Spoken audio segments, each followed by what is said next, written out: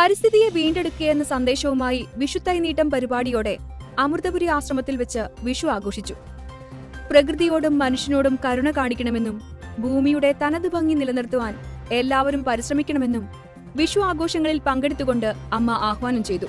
സന്തോഷത്തിന്റെയും സൗന്ദര്യത്തിന്റെയും സമൃദ്ധിയുടെയും സന്ദേശമായാണ് വിഷു വന്നെത്തുന്നത്.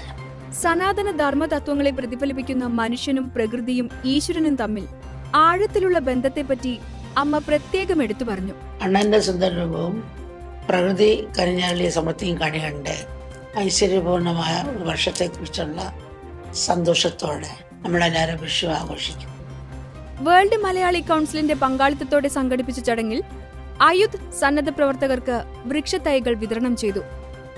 പരിസ്ഥിതിയെ സംരക്ഷിക്കുന്നതിനായി നടത്തുന്ന കൂട്ടായ പരിശ്രമങ്ങളെ അമ്മ പ്രശംസിക്കുകയും മഴവെള്ള സംഭരണവും ജൈവ കൃഷിയും ഉൾപ്പെടെ സുസ്ഥിര ജീവിതത്തിനുള്ള പ്രായോഗിക നിർദ്ദേശങ്ങൾ പങ്കുവയ്ക്കുകയും ചെയ്തു. സമർപ്പണത്തിലൂടെയും കാരുണ്യത്തിലൂടെയും ലോകത്തെ ഹരിതാപമായ ഒരു പൂന്തോട്ടമാക്കി മാറ്റുക എന്ന കാഴ്ചപ്പാടോടെയാണ് വിഷു ആഘോഷങ്ങൾ സംഘടിപ്പിച്ചത്.